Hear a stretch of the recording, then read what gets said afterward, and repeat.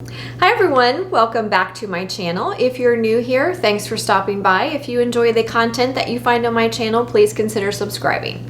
So today, as the title suggests, we are going to be canning up some maple bourbon barbecue baked beans. It's been a while since I've done a baked bean video for you. I do have several and I will link them in the description box below. I'll leave some iCards over here for you to click on if you want to try out some of my other recipes for baked beans. But today we're going to concentrate on a new recipe I'm excited to bring to you. Part of the inspiration for this is my bourbon barbecue sauce that I absolutely love and is so good. And if you haven't tried it, I hope you will give that a try as well.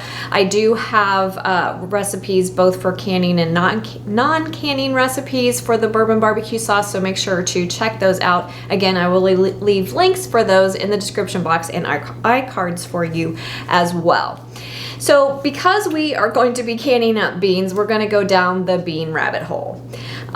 In doing some research for this recipe and making it safe for canning, I did come across some discrepancies with the experts, and I did confer with my friend Shelly. She is a certified master food preserver. She runs the Facebook group Home Food Preservers. So if you have not, or you are not a member of that group and you are a canner, I highly recommend you check out her group. She's got a lot of great information on there. She is a safe canner, and she's just a wonderful friend, and I appreciate being able to go to her and ask her questions when I am in doubt. So anyway, I did consult her because I found some discrepancies on times for baked beans. For if you have the Ball Blue Book, also if you look online at the National Center of Home Food Preservation for baked beans, you will notice that their recipes have some different times. The Boston baked beans, those call for 80 minutes for pints and 95 minutes for quarts, which is kind of weird. And then the beans with pork and tomato sauce, it is 65 and 75. 65 minutes for pints, 75 minutes for quarts. So when I came across the discrepancies for the times for baked beans, I got to thinking, when we process just regular dried beans, we process them for 90 minutes for quarts and 75 minutes for pints. And I'm like, so the times are kind of all over the place. They're conflicting. So I asked her if she could shed some light on that, and she is not sure. So what we're going to do for today's purposes for this video, I am going with the processing times for canning beans in general, which, as I stated, is 75 minutes for pints and 90 minutes for quarts. That's the processing times I'm going to be using. Please don't contact me and tell me this National Center for Home Food Preservation says something different for baked beans. I don't know why the times are different. She's not sure either. She has contacted the National Center of Home Food Preservation to ask them for their input on why they're different. She has not heard back from them as of yet. So I'm going to go forward with my video. We are going to use the processing times for dried beans in general to process our baked beans and call it a day. So like I said, it is kind of a rabbit hole. Also, for those of you who have canned beans in the past, you do know that beans can be temperamental or problematic. They tend to want to siphon, so you can have some liquid loss during the canning process. They also, as they sit on your shelf, tend to continue to absorb your liquid. So I'm just going to say that as long as you have half of your liquid, as long as your liquid is halfway up your jar, the rule or the guideline is they are safe for consumption. Just know any beans that are above the liquid level may start to darken sooner than what's below the liquid. So they're still safe to eat, but the color may change a little bit. So just be aware of that. The goal is to keep as much liquid in our jars as possible when we're processing, and to make sure that we are adding enough liquid to our jars when we're filling them. So in the past, when I've done baked beans, I have filled my jars about 2/3 to 3/4 full of beans, and then topped it off with sauce. And like I said, They do continue to want to absorb that sauce as they sit. So if you are a person who wants to make sure you have plenty of sauce and your beans are not dry, I would fill your jars halfway to 2/3 full of beans.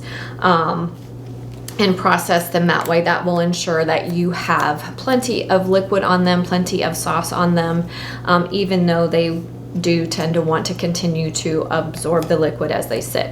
The one thing I do want to say here, that it is really important when you are canning dried beans that you rehydrate them.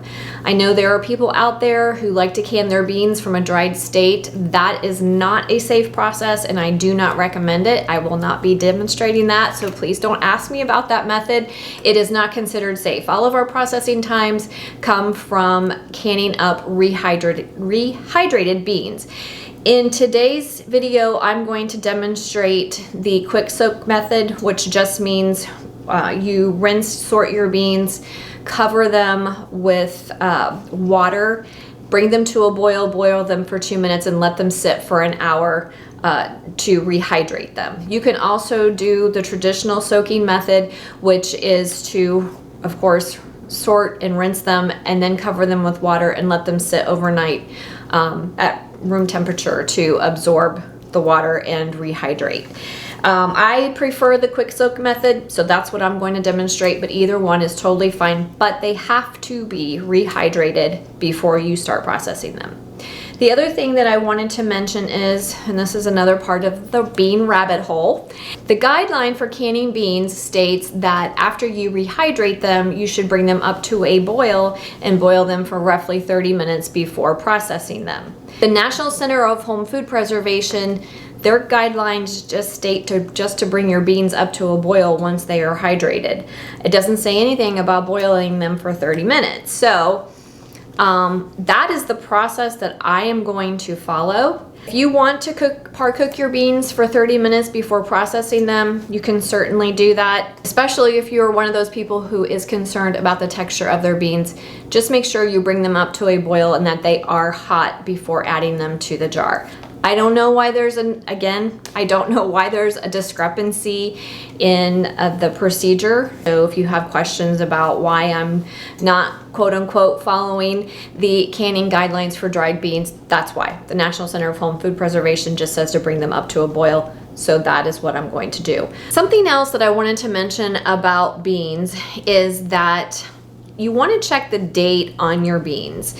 Really old beans do not hydrate well, and therefore they do not can well. So try to use your beans up within the best by date. You can go a little bit past that, but the drier they get, the longer they sit, the drier they get, and the harder they are to rehydrate. So just be aware of that if you're having trouble getting your beans to hydrate and they still have a bite to them after you cook them, or after you can them, it's probably because they are old. So I just wanted to throw that out there as well. For my sauce, I'm going to be adding some other yummy ingredients that I know are safe for canning.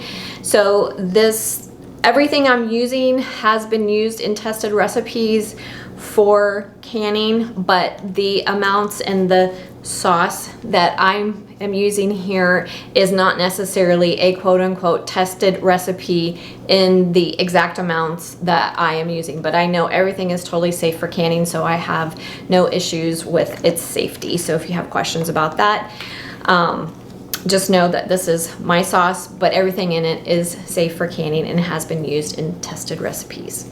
I am considering this small batch canning.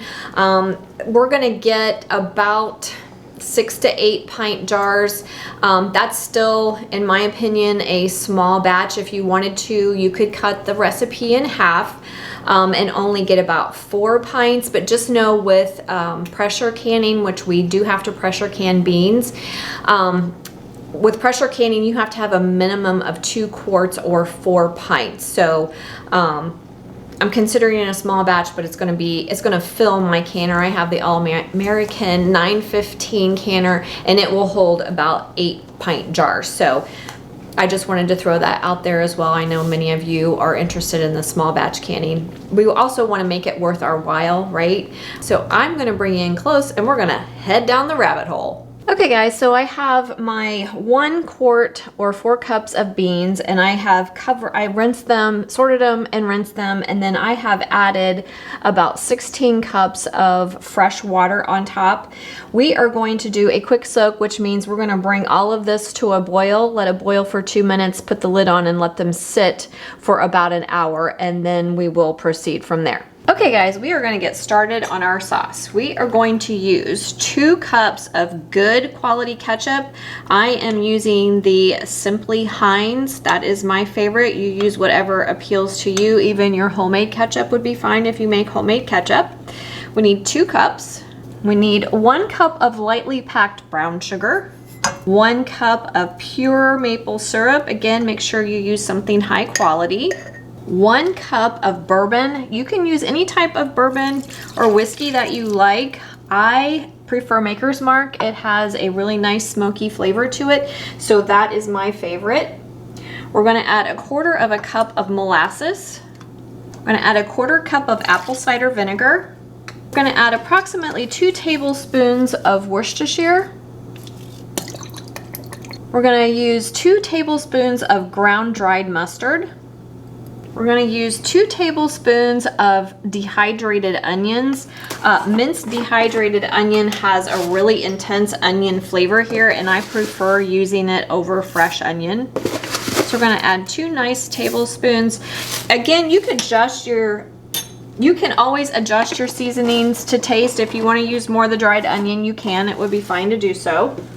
We want 2 tablespoons of garlic powder. 1 tablespoon of smoked paprika. You want 1 tablespoon or so of seasoned salt. I use Lowry's, but you can use whatever you prefer. And then we need about 1 tablespoon of black pepper. It's entirely up to you. Again, all the spices are up to you, but whatever you think you would like. If you want a little more heat, you could add a little bit more. You could also add some cayenne pepper to that if you prefer. Okay, and then we are also going to add about 2 tablespoons of liquid smoke. Some people like liquid smoke, some people don't. I love it in barbecue sauce or in baked beans, so I'm going to add about 2 tablespoons of it. Again, as with all of the seasonings here, you can adjust to your taste. So I'm going to bring this up to a simmer, and I'm going to let that simmer while I take care of my beans.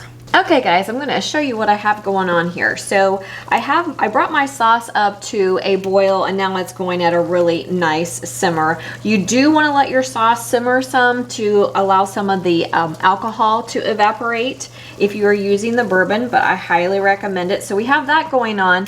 My beans, once they soaked for an hour after bringing them to a boil, I did the quick soak. I brought them to a boil for 2 minutes. Turn my heat off, put the lid on, and let them sit for an hour.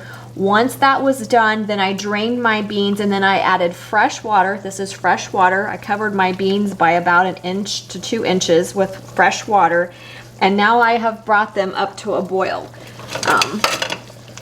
Hopefully you can see that they are boiling.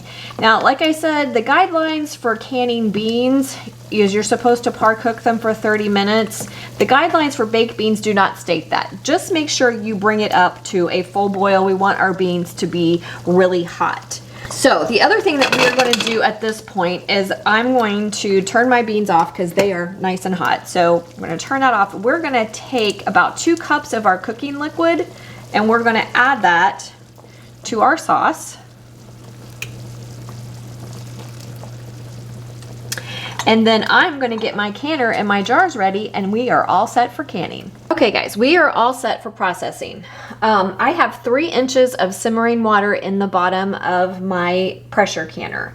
I showed you where we brought the beans up to a boil. My sauce, I brought it up to a boil and kept it hot at a nice simmer. My jars are hot. The modern canning guidelines state that we do not need to pre-sterilize our jars or lids as long as we are processing for 10 minutes or more. We are going to be processing for more than 10 minutes. So I just washed my jars and my lids in hot soapy water, rinsed them really well, and set them aside. So we are ready to get started here. So the first thing, I talked about this at the beginning of the video. The first thing we're going to do is fill our jars 1/2 to 2/3 full of our beans. And I think I failed to mention I'm using Great Northern beans. You can technically use whatever bean that you like for baked beans. Traditionally, it's either Great Northern or navy beans. So in this case, I'm using Great Northern. We're going to make our jars about 2/3 full of our beans. All right, and then we are going to top off our beans with our sauce to 1-inch headspace. Make sure you give a nice, generous 1-inch headspace because your beans will expand as they are processed. All right, once you get to the 1-inch headspace, you're going to use a debubbling tool, plastic butter knife, or chopstick to release your air bubbles. Make sure, I think I mentioned this, but make sure you taste your sauce, make sure you're happy with it before you start the canning process. If your headspace changes after you debubble, you can always top it off with more sauce. Again, we're looking for the 1-inch headspace. We're gonna take a paper towel dipped in white vinegar. That's the best way to get your rims nice and clean. Then we're going to add our lids and then our bands to fingertip tight.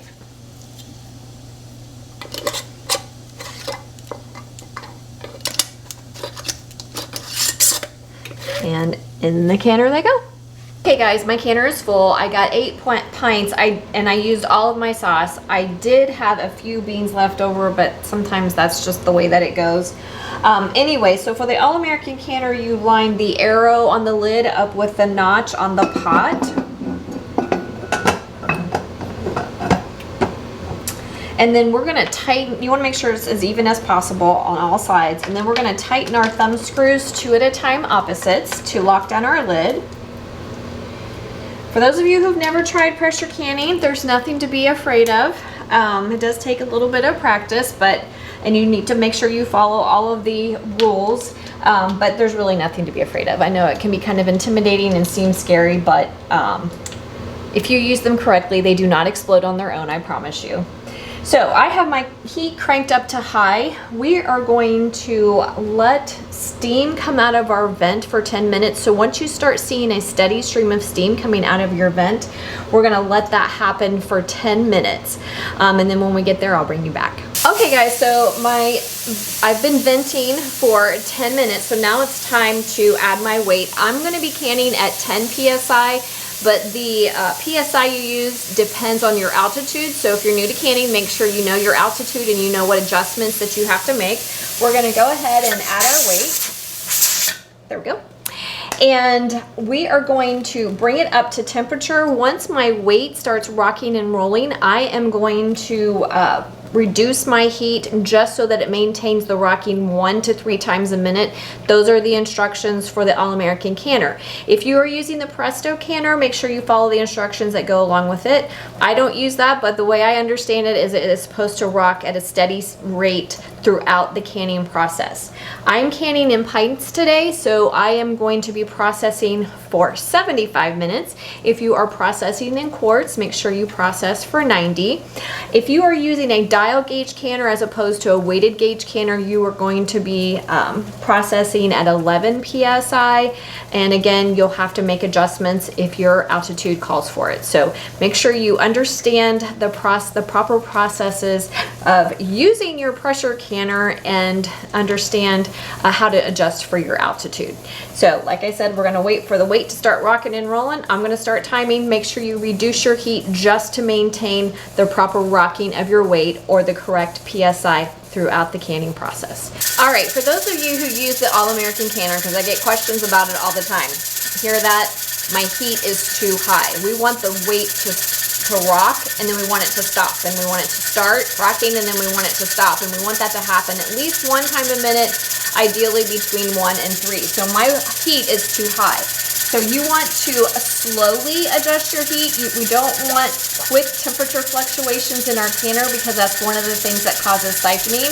So I'm going to slowly adjust my heat until it rocks properly. Again, 1 to 3 times a minute. Okay guys, we are all finished. I processed for the 75 minutes like I told you, and then I let my canner return to zero pressure. When it hit zero pressure, I removed my weight, let it sit for about 5 minutes, and then I cracked my lid. I don't take it all the way off because I want my jars to cool a little more slowly. That helps prevent siphoning.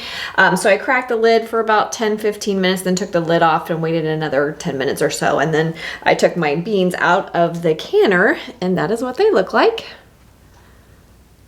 So yummy. A couple of things that I failed to mention because I wanted to do it earlier in the video. First of all, whatever vinegar I have left over, when you know how I wipe the rims of the jars with paper towel dipped in white vinegar, I take the couple tablespoons that I have left in my bowl, and usually I put it in my canning water. That helps to keep your jars clean during the canning process. If you have any type of mineral deposits in your water, those can tend to collect on the outside of your jars and makes your jars look cloudy during the canning process. It doesn't hurt anything. If it does, your jars don't look very pretty. So if you put a couple tablespoons of vinegar in your water prior to canning things up, it will keep your jars nice and clean. So I failed to do that. The second thing that I intended to do and forgot about is I am often asked when I'm making beans of any kind, can we safely add bacon? And typically we don't add, it's a no-no to add any type of cured meat or extra fat, which is in bacon, of course, or ham, to our canning recipes. But I did want to note that the National Center of Home Food Preservation does allow us, and I'm going to read it directly from their website so you know exactly what they say. They do allow us to add 3/4 of an inch cube of pork, ham, or bacon to each jar. So if you are doing that, their instructions are to fill your jars 3/4 full with hot beans, add 3/4 of an inch cube of pork, ham, or bacon to each jar if desired, then fill your jars with heated sauce, leaving the 1-inch headspace, which I did do. So if you are going to add the bacon, they recommend adding this. It's 3/4 of an inch is a really small piece, you guys, so I don't know that we're really adding much flavor to our beans, but they do allow us a 3/4 of an inch cube of, like I said, pork, ham, or bacon. So if you want to add that to your jars, you're more than welcome to do so. And that comes directly from the canning experts. So I hope you guys enjoyed coming along with me today. I hope you give this recipe a try. If you have any comments or questions, as always, please leave them for me in the comment section below my video. Don't forget to like, subscribe, and share, and I will see you next time. Have a great day.